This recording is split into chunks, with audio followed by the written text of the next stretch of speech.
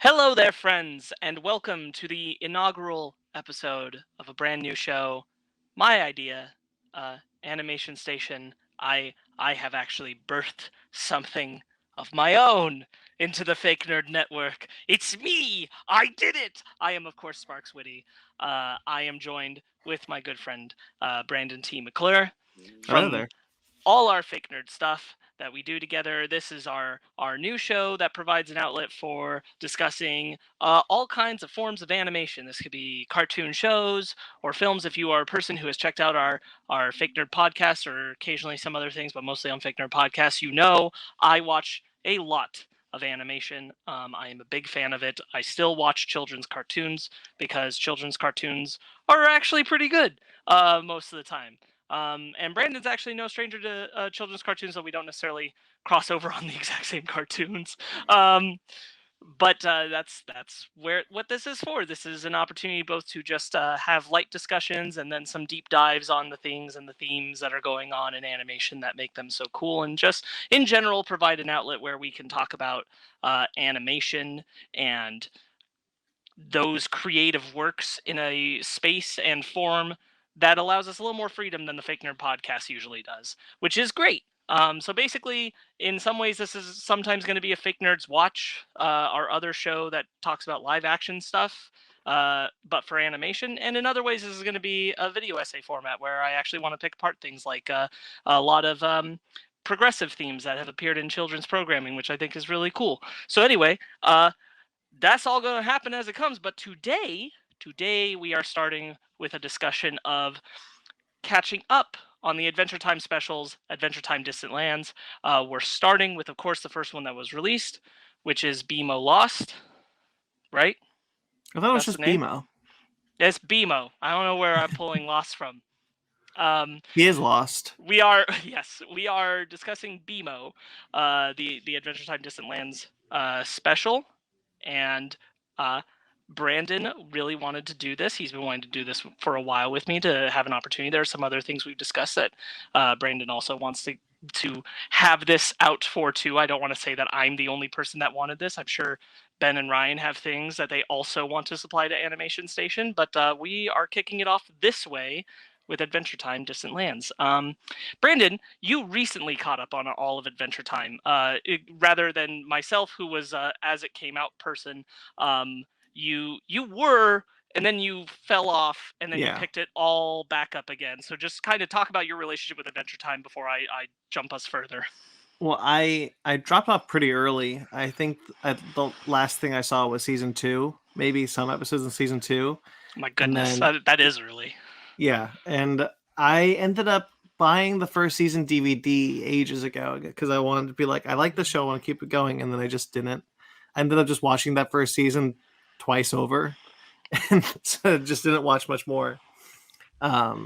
But then throughout the pandemic, the pandemic offered me a lot of spare time, so I decided that this was finally the time to get through Adventure Time. It's all on Hulu, so it was easy to do. Mm-hmm. And they're each 10 minutes long, which means the commercials don't kick in, so you could just blow through it. Right.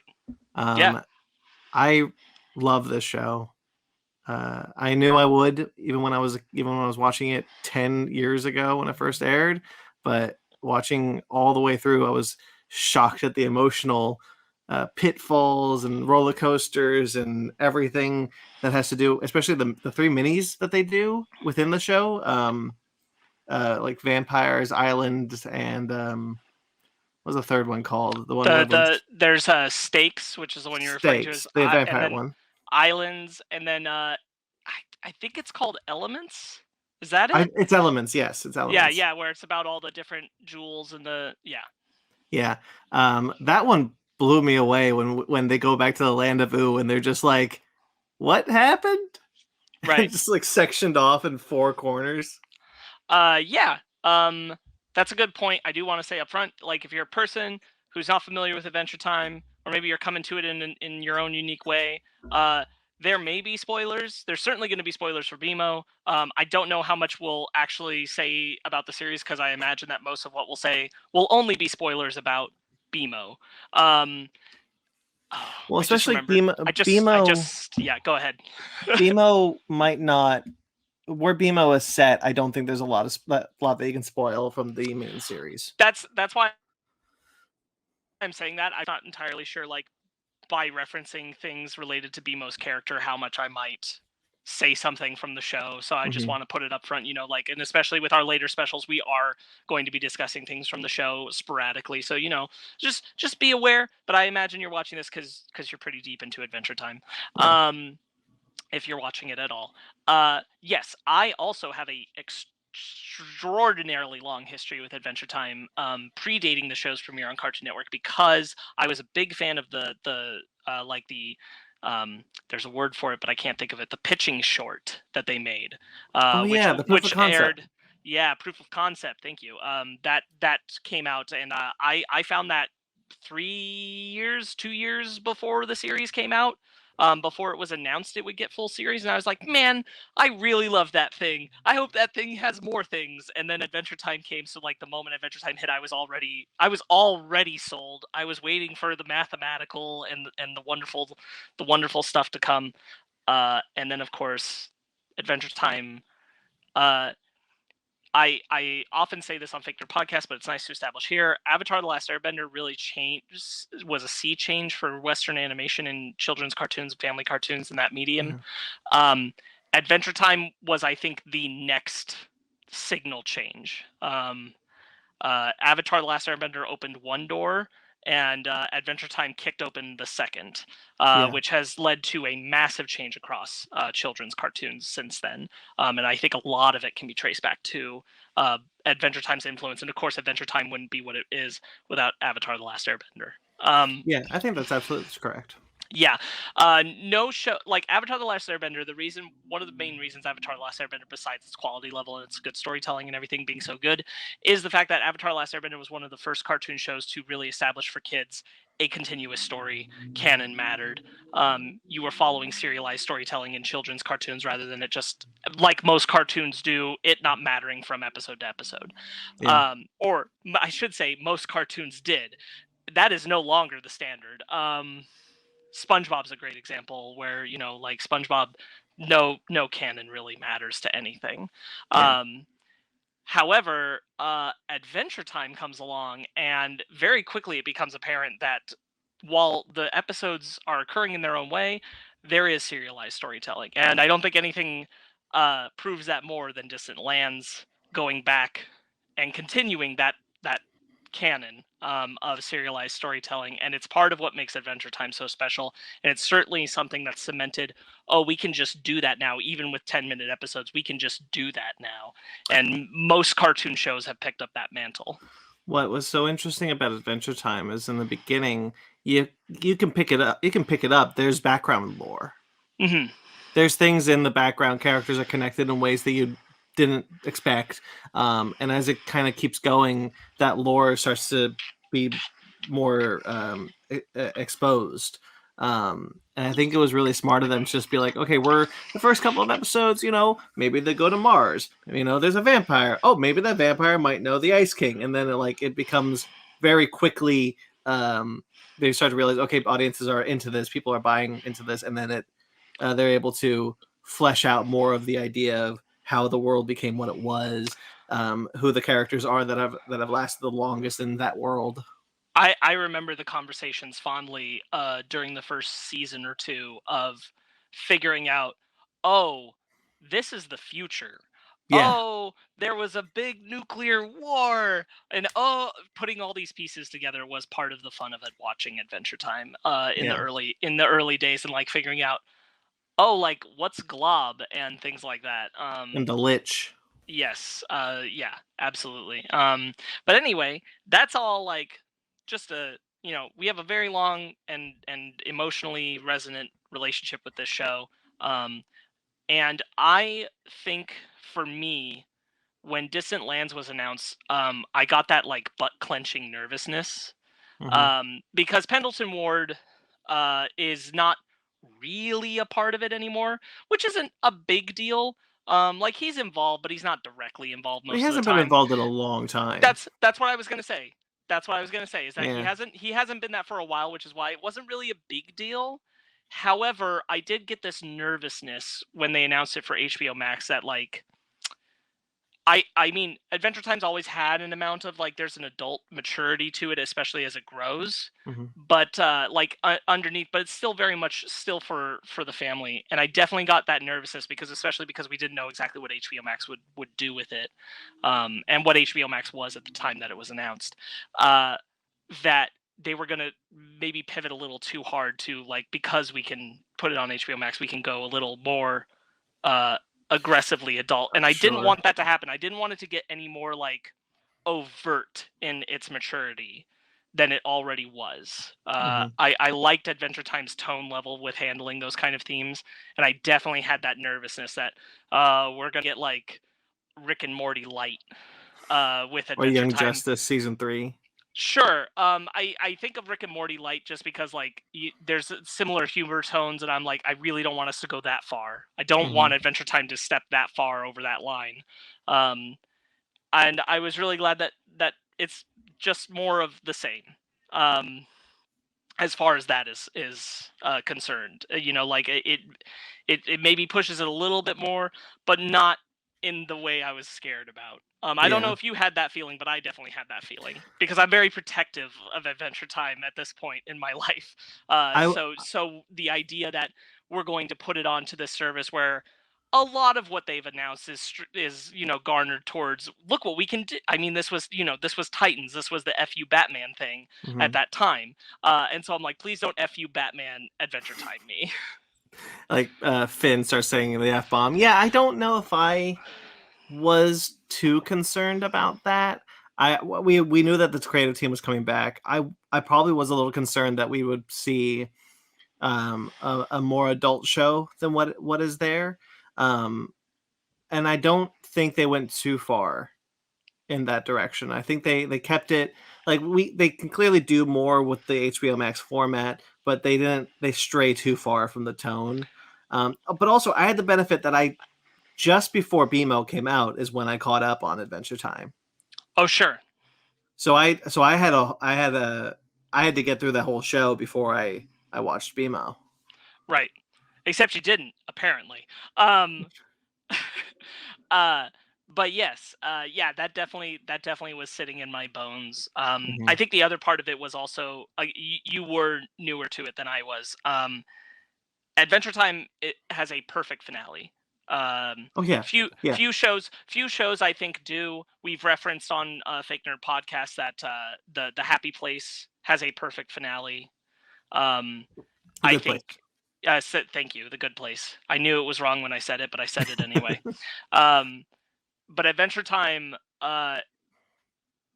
I've seen a few shows and that I really like, and I'm thinking of specifically the children's cartoons. Gumball, not quite what I wanted out of a finale, if I'm being honest. Even though I liked it, but Mm-hmm. it's not what I wanted for a last episode. Though we are getting a Gumball movie, so I guess maybe I'll still get my resolution um, that I'm feeling wanting because Gumball does have serialized storytelling to it too. Mm-hmm. Um, Regular show had a really good one, to be honest. They had a pretty solid ending that I thought was very effective for its time. But it's not often that it hits, and Adventure Time hit it really really well and out of the park. So the idea of going back did put me a little on like, ooh, I really like the aftertaste of the show, and I don't want you to ruin that. You know. Yeah. I don't want to chase that toothpaste with orange juice if you get my meaning. Um, so I had all these like trepidations and concerns going into Adventure Time. And bring all this up because the first time I watched BMO, I still had those through Mm-hmm. most of it because I thought BMO was a sequel. Yeah. And because BMO felt like it was a sequel for the first chunk, I was very like, I don't know if this was worth going back to the well for. Don't know how I feel about this being where we're going right now. Mm-hmm. And then you get to the end, and it's actually a prequel to everything you've watched. Yeah. And I was immediately, oh, Okay, you got me. Okay, I get it. Okay, this was fine. Um, I really like. I do enjoy BMO. There is still a part of me. I recently rewatched it for this.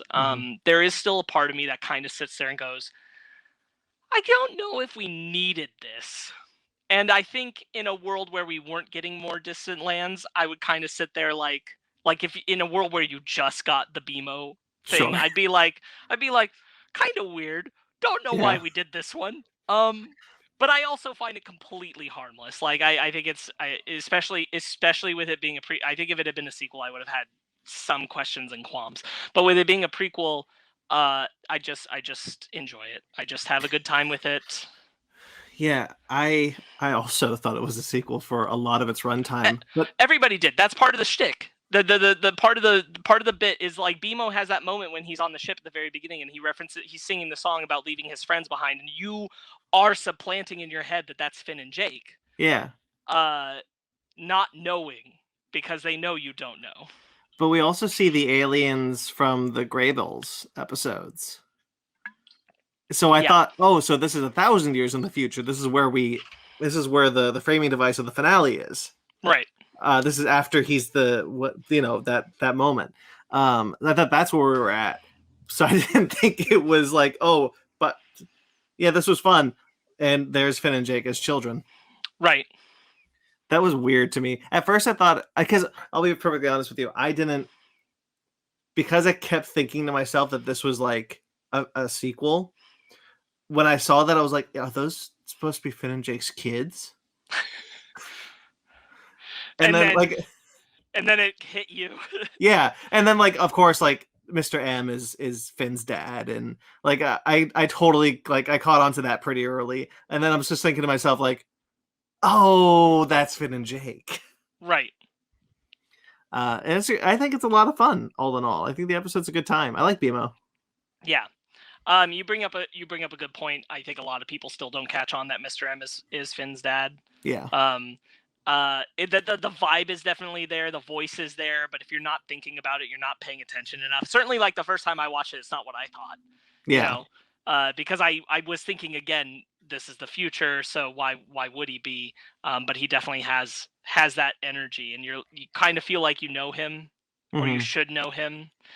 It's I think my biggest struggle with BMO, and again, like I enjoy it, but my biggest struggle with BMO is that like, and it's not that I think it has to do some big like character story with BMO, but BMO's not a character that changes.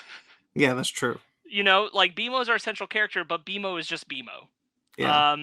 Even in BMO having his own like existential moment when he's dying, it's not like it's an arc moment kind of thing, you know? Yeah. Now that being said, it does have a really nice arc with I gotta find the name because I can't remember Y5. Y5. Y5 has a really good character arc. Y5's just also not a character we know, but that doesn't. This works fine. You know, it all works fine. Yeah, it was a weird way to approach it. I don't know, something about it. Just hits kind of strange. I do like it more knowing it's the prequel to everything. Yeah. I meant to, and I forgot. I meant to go back to the episode where we meet football in the show because Right. Yeah. I thought he was created there, but Yeah. I but don't maybe I'm know. wrong. Maybe BMO just kind of forgot up to that point because it's like 3 seasons, 4 seasons deep. And then Yeah, we I have the don't episode remember. focusing on BMO, and it seems like that's a new thing, like BMO's developing that in that moment. Yeah. But this establishes that football was there the whole time. I do seem to recall there was being a moment in the show where football introduces. I'm gonna talk like football's a real person. That football introduces herself to BMO. Football is a real person. Yeah, Yeah. that's wild. BMO's a boy though. I don't know if BMO has clear gender. I think they've always said it's a he, but BMO is voiced by a girl. Yeah, BMO is voiced by a girl. I think I don't think BMO obeys any specific genders. I think that's just like what Finn and Jake say, but and especially like I think that's something where they didn't think about it at the time, so they didn't invest anything in it. And then because they'd always said he, that's what they said. Mm-hmm. I BMO's gender truly doesn't matter. If they were to come out and say like, BMO really should go by they, I'd be like, yeah, sure, fine, whatever. Yeah, that makes sense. Yeah, like it is what it is. Yeah. I do think, but I think you're right. I think that in the show we were introduced to football the same way that BMO was. Right. But I don't mind the retcon that football was just always there. No, I actually like it much more because I feel like it makes more sense. BMO isolated on a rocket and creating that in the reflection of the window on the rocket makes a lot of sense to me. Yeah. It's also a way to trick the audience.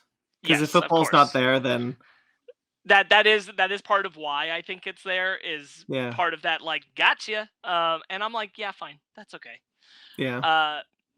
I think that is one of my qualms, because I said it with this, is I don't know what BMO's mission is supposed to be. He's planting potatoes somewhere, isn't he? I guess it's not clear to me. And I really tried to catch it this last rewatch, and I'm like, no, I still don't know what BMO like was sent in space to do. There was a whole fleet of spaceships going off into space too. Yeah. And I'm like, I don't know. And it only perturbs me a little, because I'm like, I just wish I had a little more clarity on it. Mm-hmm. It's whatever. Like who sent them up into space at that point? Yeah.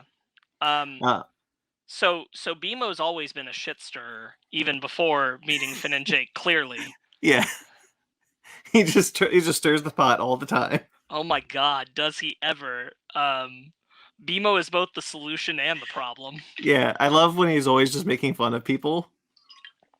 And he doesn't think there's nothing wrong. He doesn't think there's anything wrong with that. He's just like, you guys are stupid. Oh my god, this is like one of my favorite lines in it, which is right after the guy flies out into space and goes, no. And then BMO's like, no, he doesn't even say no. He says, hey, wait. And then he's gone through the hole. And BMO's like, he died as he lived, sucking big time. Yeah. He's always a little shit. And then moments later, Wi-Fi is like, BMO, you saved everyone. Smash cut to the guy just in space. Yeah, there's so many moments where BMO is... BMO is a self-appointed sheriff of this station, right? It's the station. Yes. Yeah. And he kills a bunch of people and then says it's fine, it was their fault. But he also saves a bunch of people. Yep.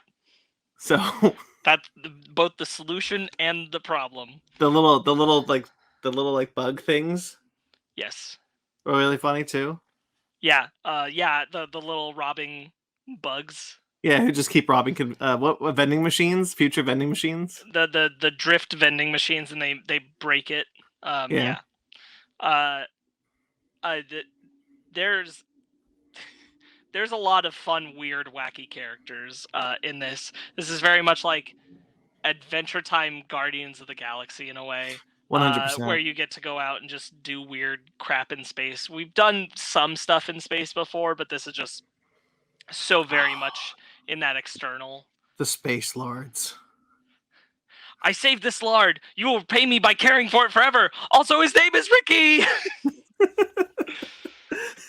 The Space Lords are... I love the Lards just in general, that there's just always Lards everywhere. They're always flying. Some are in space. Yes. I think wasn't BMO going to Mars to plant potatoes? If BMO was going to Mars, he's way off course. Yeah, isn't that the point? Like the machine takes him. No. Olive takes him off course, but the implication is that BMO's been in space for a bit. Not. Oh, you're right. Not recent. Oh my god, the beginning has some weird visuals too. It's just. I mean, that's Adventure Time, baby. Just what was the bit where BMO was watching? It was like a star get eaten by something, and he just goes, "Well, that was weird." Anyway. Yes. Yeah. Like a whole bizarre thing happens, and he's like, "We're just not going to think about it," and that's Yeah, Adventure Time. that's the whole That's show. Adventure Time to an AT.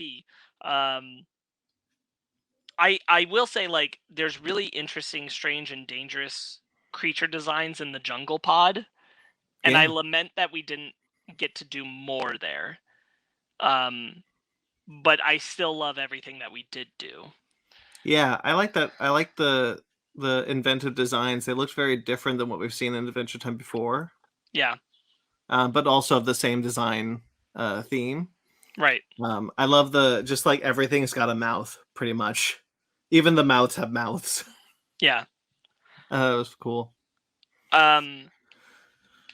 So this all has to do with Hugo being a huge butt, and he's messing up the drift in all these different pods. Hugo is Randall Park, Uh-huh. Yes. which I didn't catch the first time I saw it. And Hugo didn't make BMO, right? Because He made the knockoff BMOs. he made the knockoff BMO, because we meet BMO's creator in the show. Yeah. Yes, because he put himself in a BMO unit. Yes. Not a BMO, but there's like QMOs and AMOs and all those. He was like their competitor. Right. Yeah, it's weird. Yeah, but what was the weirdest part for me for the show was Hugo. For this episode was Hugo, because it was about that point that I realized, and you brought this up also. It was about that point I realized, oh wait, we're getting lore. This is lore. This is new things that we've never heard before. These are humans who escaped Earth just after the Mushroom Wars, which put the crater in the Earth. Right. And then were abducted by aliens and then screwed the aliens over by making themselves into the aliens. And Hugo's a human being. Yes. That was insane to me watching that. I rewound it because I was like, oh, I was not paying attention to what the hell you just said. Right. There's a species of elves that appear to be, at least a chunk of them, born of humans changing themselves. Yeah. And Hugo is the leader. The leader. That was so crazy to me watching this bit, and I was thinking, like, I thought that's when I realized that Distant Lands was going to be different than what we had assumed. I thought it was just going to be fun adventures. Sure. I didn't think we'd be getting more information about what happened in the gap between Adventure Time and the Mushroom War. Right. Yeah, and it is that, sorta. It's just not that on Earth. But yeah. But it is interesting. Certainly. I've been trying to think. I'm like, I don't remember if Finn's dad ever meets BMO in the show. I don't. Yeah, he does. He takes BMO to the pod. Okay, so we do have a R2 yes. Obi-Wan moment there. Yes. Which is fine. It's been a couple of years. He's been frozen. They kind of dance around it by like never actually showing that he is Finn's dad. So there's no true confirmation. The only confirmation is it's the same voice actor. Right, but Yeah, it's meant to be Finn's dad, and the fact that like that, even the fact that he's not even in prison, because we first meet him imprisoned in the extra dimensional space or whatever. When I caught on that was Finn's dad, I was like, oh, sequel. Because this is where he went after we saw him in Adventure Time.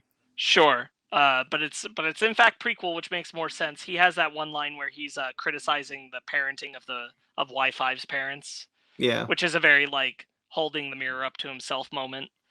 Man, the reveal of what actually happened to him after on the island. Jesus. Yes. Yeah. Just want to talk about that all day. A different episode. Yeah. Y5 and Mr. M appear to play some variation of the Floop the Pig game. Oh yeah, that's right. That was that. Which is cool because apparently that's been around and went into space, or comes from space. We don't really know which direction things go anymore. I'm sure it came from space, or it was broadcasted from something before broadcast or thing, or Bubblegum did it. Yeah, exactly. Bubblegum's weird. So there's obviously like fantastic humor throughout this. BMO is certainly one for like the shock joke kind of thing happens a lot with BMO. This is things like making Krusty the Crab Bat, who will be my best friend, and then he falls off Krusty, and Krusty immediately is eaten by a dragon. He's like, Krusty, no! And then BMO immediately moves on, and because that's BMO. Yeah, because BMO doesn't care about these things. Do you think BMO doesn't care because he's so much older than everyone else? I think truly BMO has no concept of death. Oh yeah, I think that could be. that's why the times where BMO has come close to death, including in this special, BMO doesn't really process it. Mm-hmm. I think BMO always fails to process the idea of death, both for BMO's self and for the world around them, which is why BMO has no real care about danger or concept of it for others and for BMO.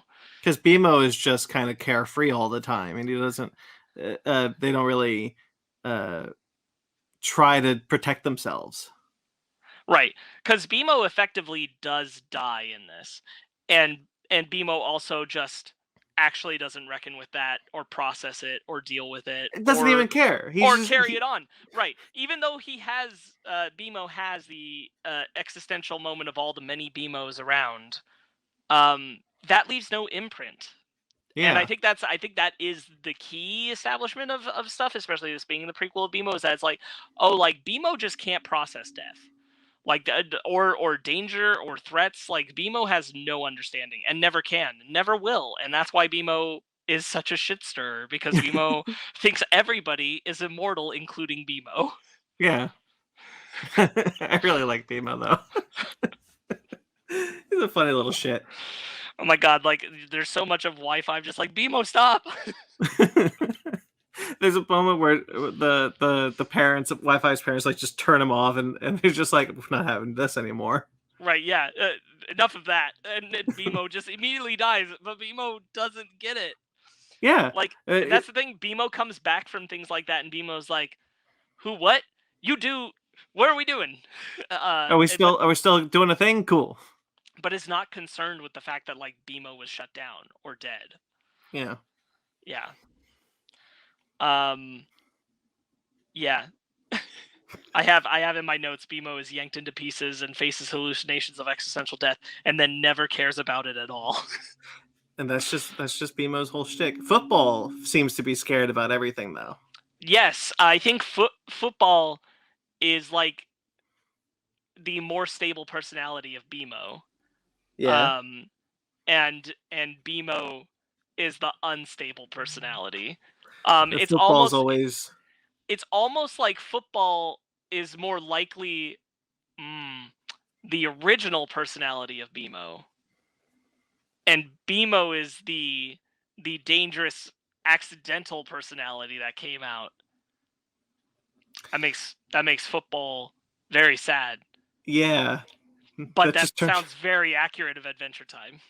Yeah, I was just thinking that maybe football was just BMO's uh,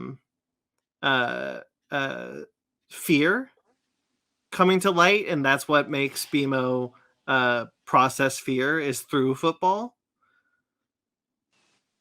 But then BMO doesn't. Sorry.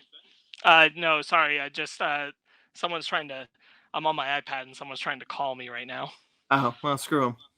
Yeah, it just interrupts your feed for a second. Oh, I think that maybe football could be just BMO trying to process fear through talking to this manifestation. But that wouldn't make a whole lot of sense, because then it would just be, then BMO would have to deal with the fact that he's scared of things, and he just doesn't. Right. So I don't know. It's interesting to think about, but certainly like football is everything that BMO chooses to ignore. Yeah, that's including football. That's definitely clear. Yeah, 100%, 100%. Unless football is in danger, and or they BMO switched. They switched one BMO, time. Remember? Yes, and BMO kind of cares. I do like the whole arc with Y4 becoming Y5, and getting their parents to acknowledge them as that.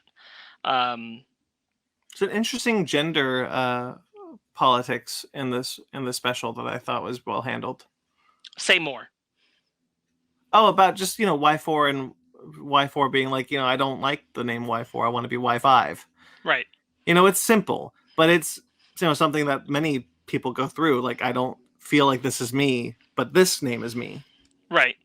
I thought you were going somewhere different with that, which is that, and I think this is also accurate of what you said. Y4, Y5's parents are the opposite of the typical parental roles. The mom is the stern, controlling one. The dad is the more emotionally resonant and available one, who also kowtows to the mom. That just which is just a nice change. It's not the weak. The father is the weaker parental figure, which is just not always the case. But I thought that's what you were going with, and I'm like, yeah, 100%, that's there. Oh, that's a good point. Yeah, I didn't really think about that. I just thought it was nice that they were that the Y5's arc is basically getting her parents to acknowledge that her name is Y5. Right. And just like respect their needs and desires. It is cool the way that like they we are seriously screwed, and the only way we're gonna survive is if we work together. So we gotta like pull our sticks out of our butts and do stuff. Yeah.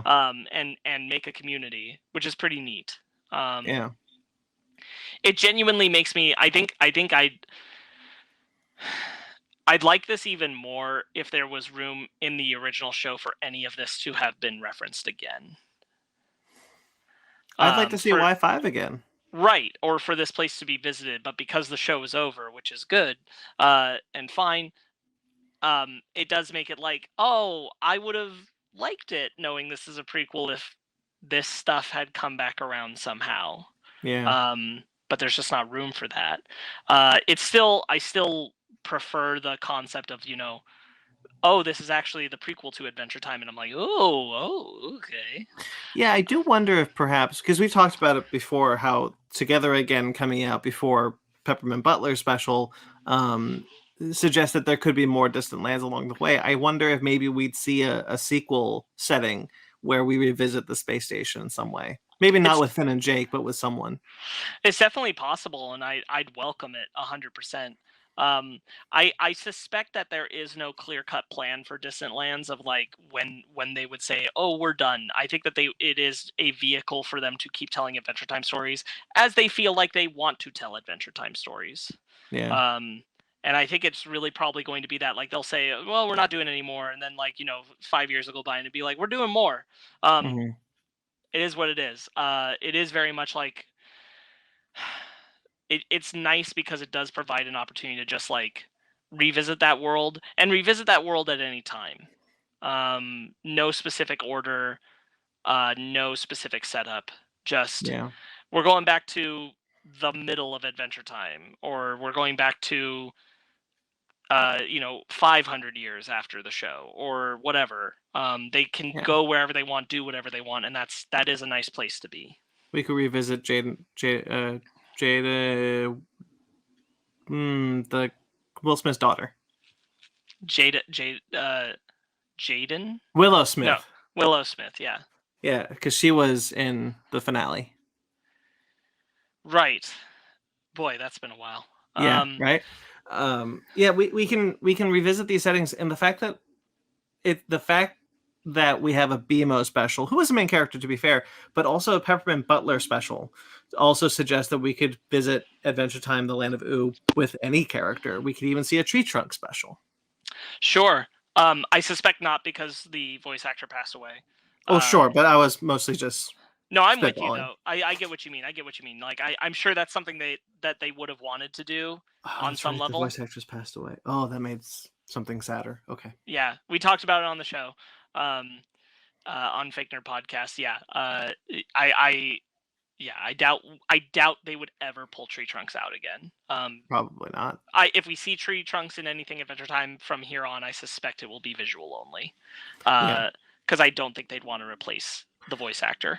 But we could get maybe a Simon special. Perhaps we finally see what happens to Simon and Betty. Sure. There's definitely room to explore something like that. I definitely am favoring, other than like the next two we're going to talk about, uh, I'm definitely favoring the characters who I feel like got less Sure. on the show. Like I honestly like one of my favorite characters who I'd love to revisit is the bee princess, who's in Oh just yeah, really that one episode, but that is an important ass episode. where Finn has Um, a little flower growing out of his arm. yes, I think that's a key character that you could go back to and tell a whole story with. That From episode is so adult. It is. I think of that. That is, in my opinion, the most adult episode of Adventure Time. And Speaking about uh, thirsty characters.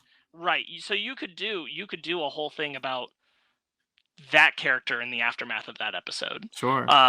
Because I think there's a whole story you could tell there. I would love, honestly, something that goes back for Flame Princess. Or what was Huntress, the Finn's girlfriend Finn's later on? Finn's girlfriend later on. The Huntress wizard? I don't remember. I'm thinking of Finn's previous life is who I was going to suggest, but Oh, we can see that too. yeah, it's been a while since I watched, because again, like my recent watching of Adventure Time was as it aired, so Right. I'm not as I'm gonna present on look my this mind, character kind of. up. I'm gonna look this Right. character up real quick. But I Huntress, do is think it Huntress Princess? BMO set up a nice template for Distant Lands. I think it did open Oh, yeah. a cool. Right. Huntress Isn't wizard. that's not Finn's previous, No, but they look similar, right? they do. Yes, I know this because something recently happened with that character. But yes, Huntress wizard ends up dating Finn, or at least we're told they're dating. We actually don't see their relationship in the show. She only shows up a couple episodes, and then in the finale. Right. I would like to see her show up again. I really like that character. Yeah. I do think BMO established a pretty clear. It did two things very effectively. We can tell a story with anybody at any point, anywhere, and by being a prequel anytime. We are not Yes. beholden to because you and I were both definitely, most people were of the mind that Distant Lands was only moving forward because everything in Adventure Time up to that point more or less had just moved forward. What you saw in the past was always flashback kind of things. Shoko is Finn's previous life character. Okay, got Yeah. it. Yeah. So all of that.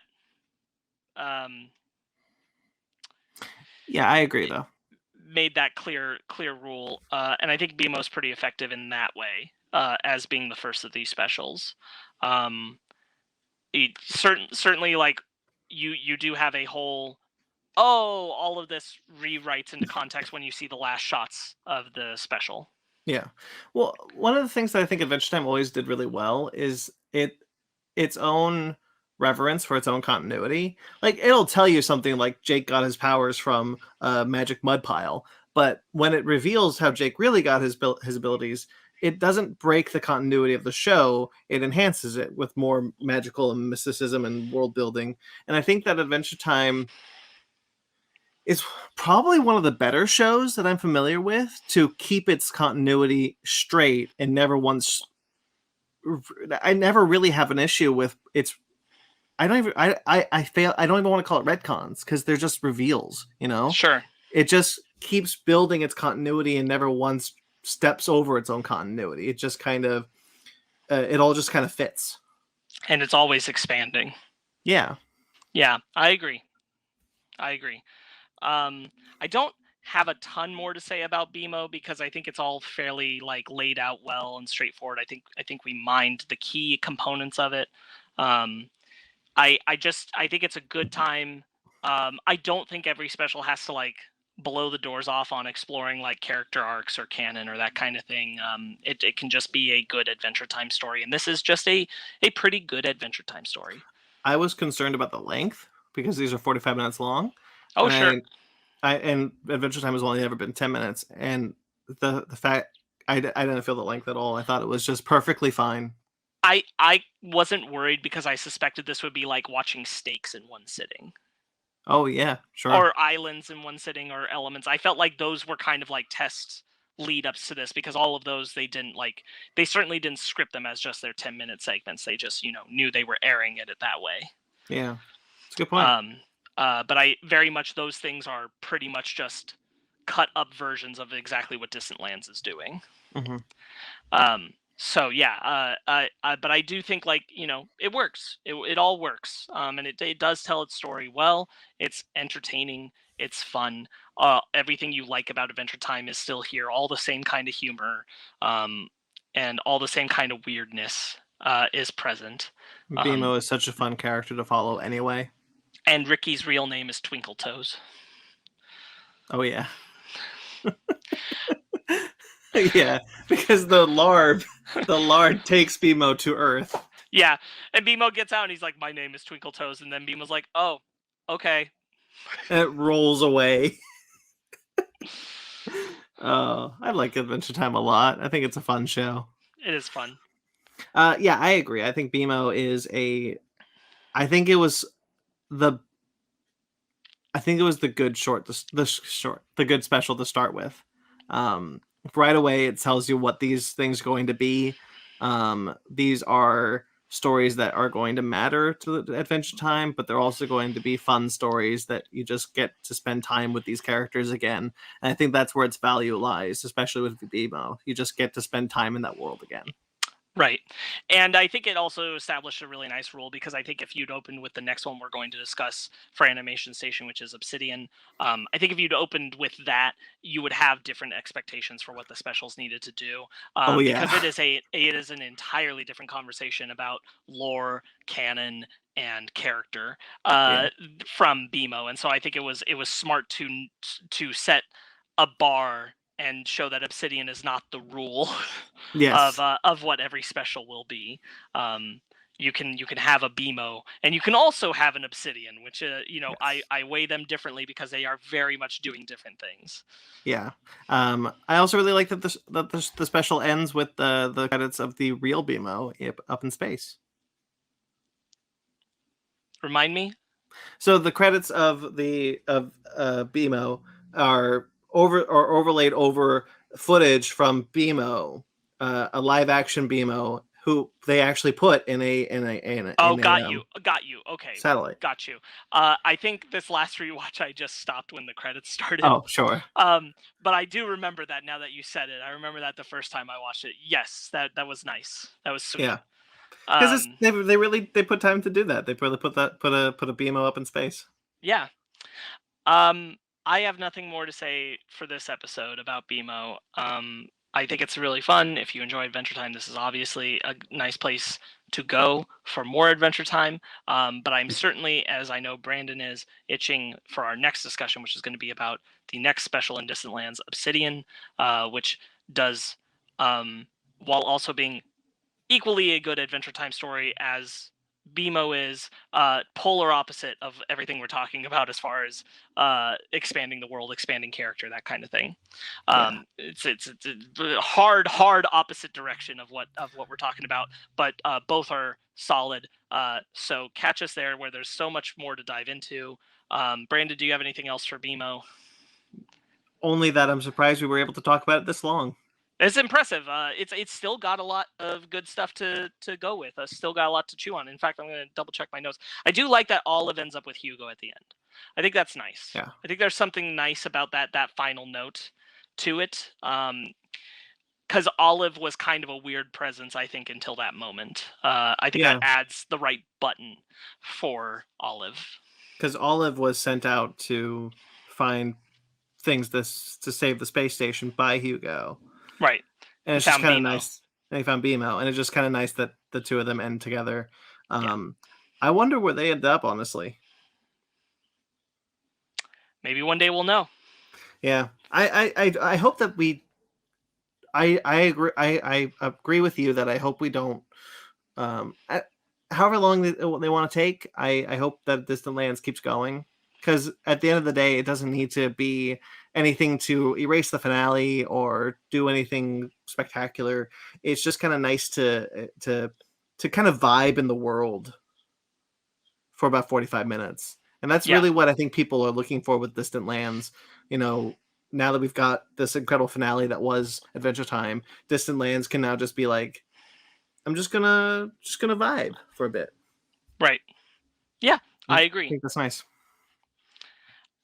Cool. Well, I am glad that we got to do this. You will be able to catch us talking more about Adventure Time on the next episode of an animation station, where we'll talk about the Distant Lands special Obsidian, which I'm excited to do it as well.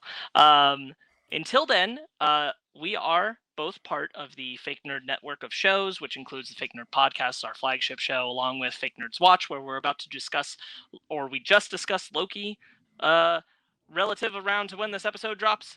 So Loki is there. I'm sure we just discussed it. Oh no, I'm not Maybe. sure. I'm Yeah, not I don't sure know anymore. actually. I don't know, because I don't know when we're recording our discussion. The show is out, so go Yeah. watch the show so you can watch our Big Nerds watch about it. There will Which is out probably be an episode somewhere. around the time this comes out.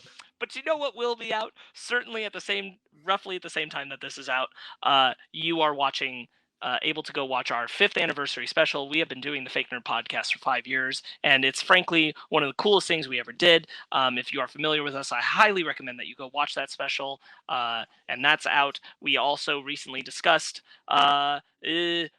Conjuring 3. If you're a horror movie person, then Conjuring 3 is there. We just put out our Quiet Place Part 2 review, also in that same vein, so you can go check those things out.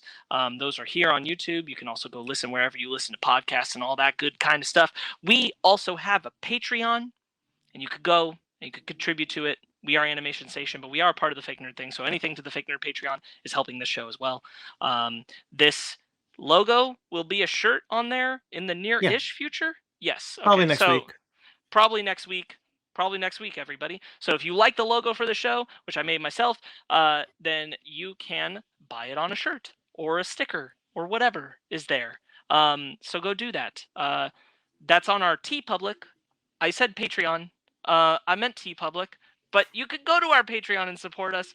Both of these ways are ways to support the show. So thank you for that. I clearly didn't write an outro, but I'm winging it anyway. I want to thank Jeremy Vellucci for doing our intro music to this new show. He collaborated with me very well to design this, and I'm so appreciative of it. So I hope that you guys have enjoyed this. I hope you are looking forward to more. Please, any feedback is always welcome as we start a new venture. You can also check out things like our Basement Arcade and Basement Arcade Pause menu shows here on YouTube. And you can also check out Brandon's Conver-Station, which is a audio-only show where he talks to other podcasters about fandom. If you enjoy myself, Sparkz Witty, and Brandon, we have a 2-parter that we did on that not that long ago. So you could go check those things out wherever you listen to podcasts. And there's a Fake Nerd Book Club. So if you like comic books, go check that one out. Because comics, cartoons, they go hand in hand sometimes. There are Adventure Time comics. There are Adventure Time comics. Maybe one day we'll talk about it. We'll see. I'll tell you the one show I know for sure I definitely want to have a discussion about at some point on this is Bravest Warriors, because I think that hit real hard, which is Pendleton Ward's other major cartoon is Bravest Warriors, which hit real hard for me, and then I think hit really hard for a lot of people, and then everyone stopped talking about it.